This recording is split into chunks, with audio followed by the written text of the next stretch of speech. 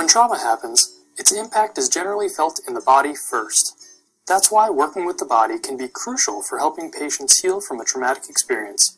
But sometimes, even just being aware of their bodies can make some trauma survivors feel re-traumatized. So how can we help them move beyond the fear or anxiety that the body often holds?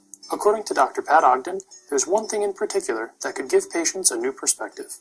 It's highly individual depending on the client. Some clients are very afraid to even be aware of their body because as soon as they become aware, they feel re-traumatized. They feel all the fear and they feel the arousal. They might start to shake, and they don't see a way through that.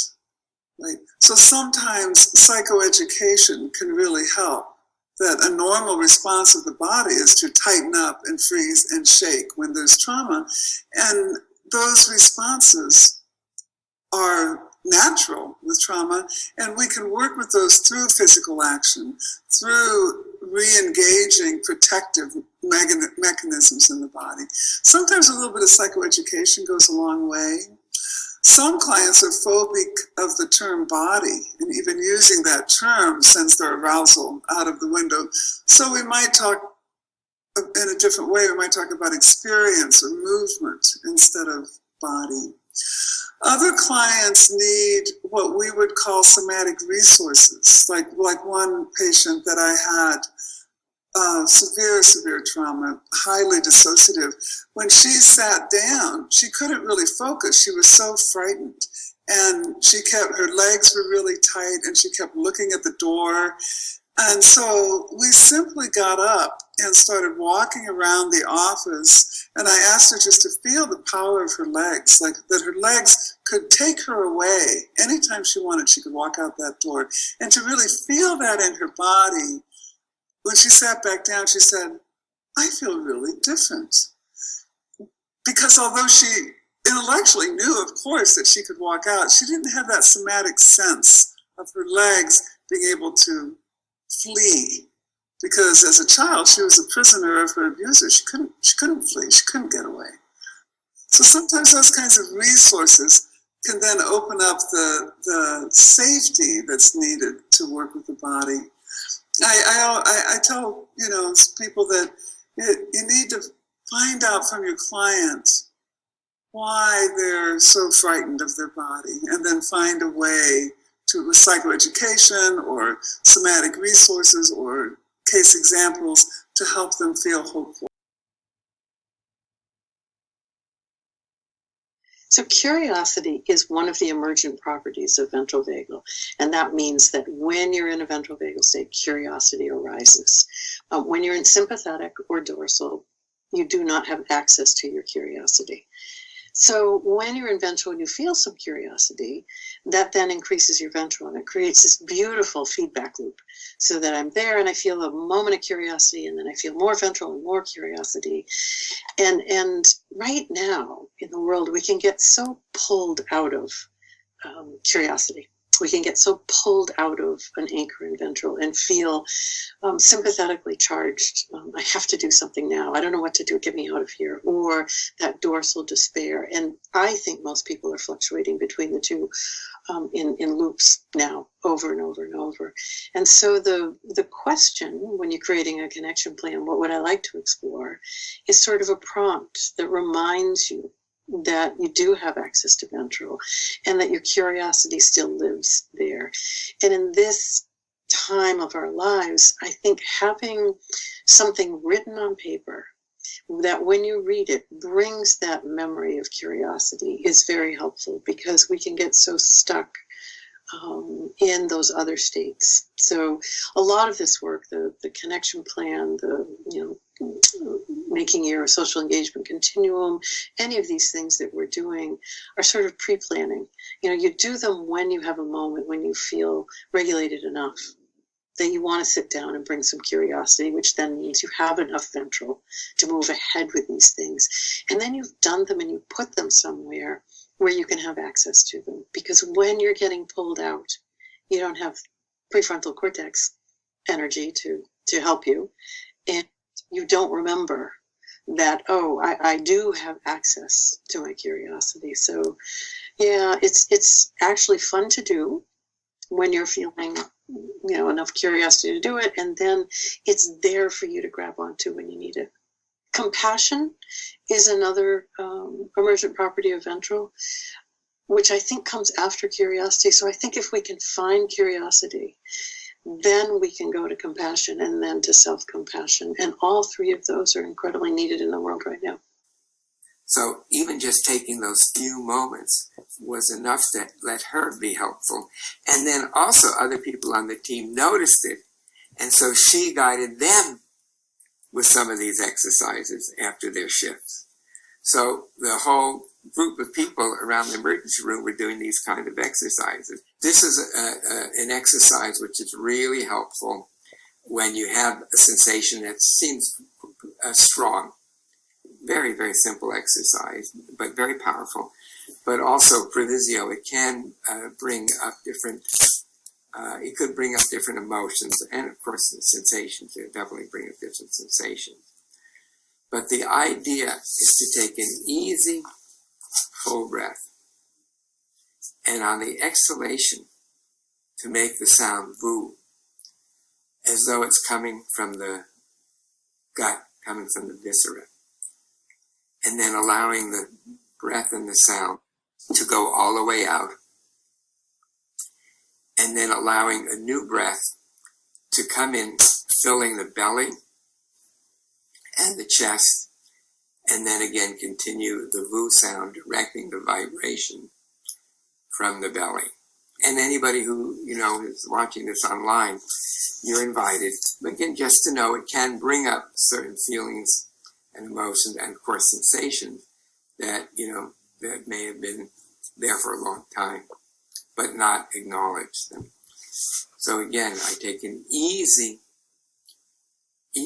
full breath, and on the exhalation, make the sound voo, coming from the belly, and sustaining the sound and the voo, letting the breath and the sound go all the way out, then allowing the new breath to come in, filling belly, then chest, and again. So,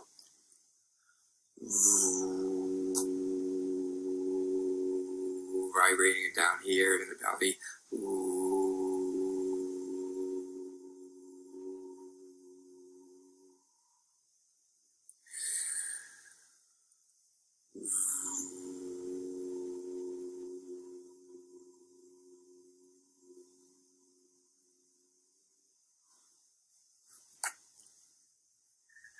And just rest and notice sensations, feelings, thoughts, images, and returning then to the sensation. So noticing the images or thoughts and then coming back to the body sensation.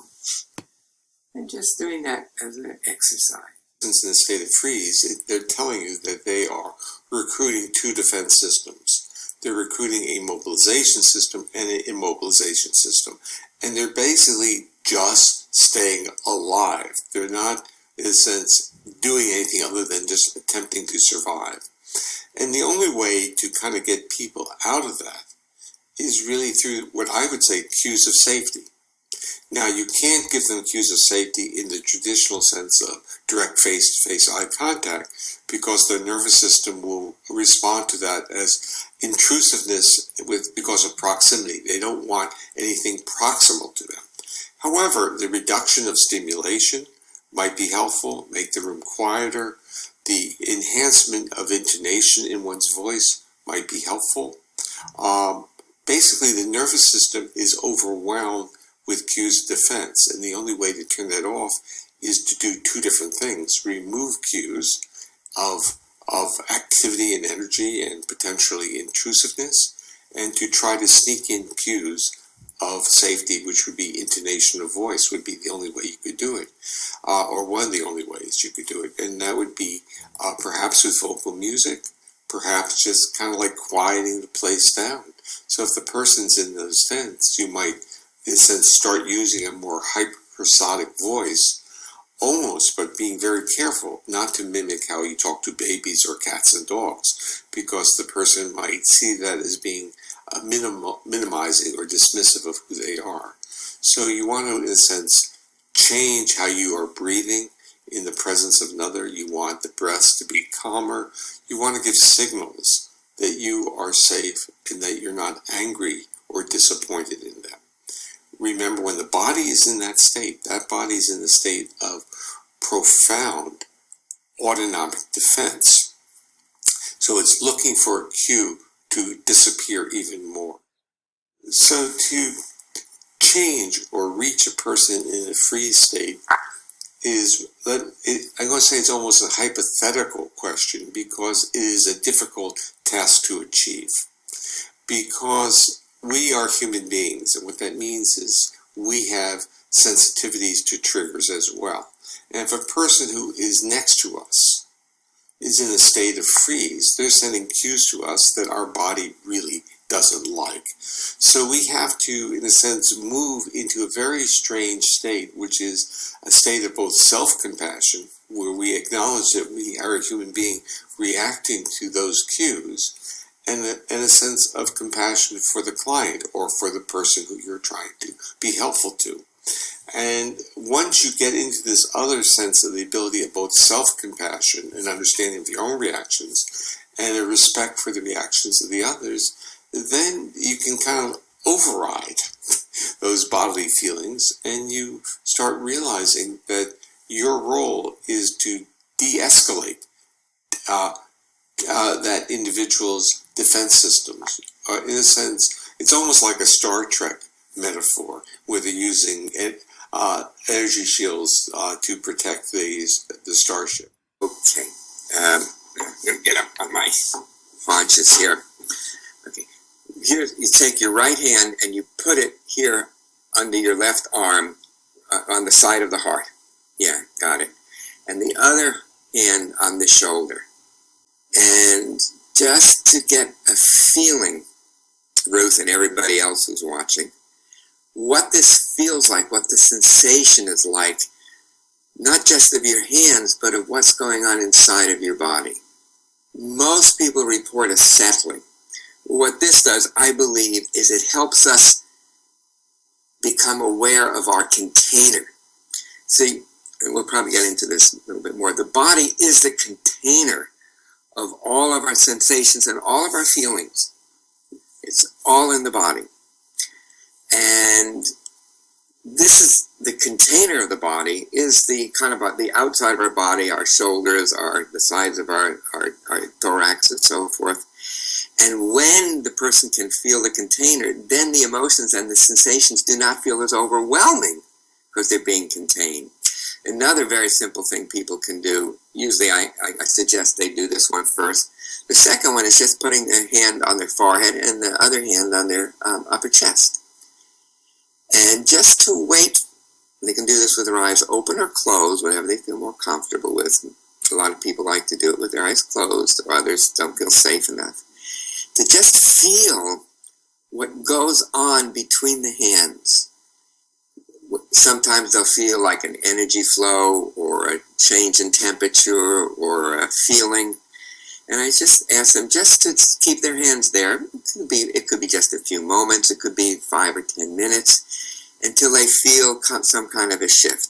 And then to take the upper hand here, keep the lower hand on the chest, and then put this hand on the belly. And again, just wait until there's some shift, till there's some flow. And sometimes people, if they're unable to sleep or they're afraid they're going to have nightmares, if they do simple things like that, they fall into sleep much better, and often the dreams are much more useful dreams. There are other techniques, the tapping, the energy, psychology kinds of things. For some people that works very well. Other people, you can use like tapping. Another thing I suggest is actually literally tapping the skin all over so you get a sense of the boundary, because traumatized people, there's a hole in their boundary. So as you kind of help the body remember that it is the container, then they feel more able to deal with their sensations and their emotions. Also squeezing the muscles different parts of the body. Also helps with sense of boundary. So our job is to learn to be in the window of tolerance so we can tolerate all the crap that happens around us and to tolerate all the crap that comes from inside. So we need to become still and learn how to do that. It's really remarkable that yoga can help you with that, and Tai Chi can help you with that, and then people started to tap, and tapping can help you with that. I can show you the way that I tap. Some people may tell you, oh, he's doing it wrong, you should do something else. My answer to that always is, show me your data. If you can prove that what you do is better than what I do, excellent, do it your way. But there isn't much science at this point that really has discovered what the right way of doing things is. So maybe someday we will. So right now, what we do is when we tap, we start off tapping the back of our palm of our hand, and the Chinese call this a reversal point. From a Western point of view, I have no idea what the reversal point means, because nobody has ever shown any pathways in the brain or the body that gets reversed. But hey, they call it reversal points, so what the hell. And then you tap over here between your fourth and fifth metaphalanx, it's called, and that also the Chinese say that calms something down in the body. Again, no proof for it right now, but it does seem to help. And then you tap what we call the superciliary ridge, right here. And just tap there. Tap there. And as you do that, just notice your breathing, notice how you feel, notice how your body feels.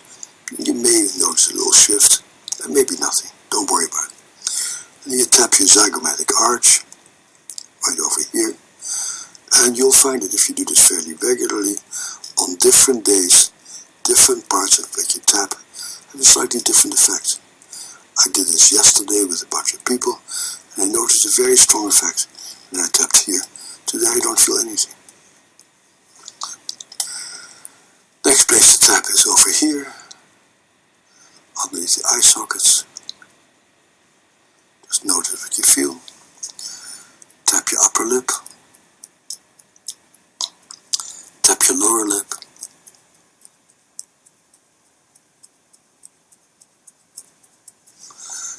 Tap your acupressure point number 27, 1 inch below your collarbone on either side of your sternum.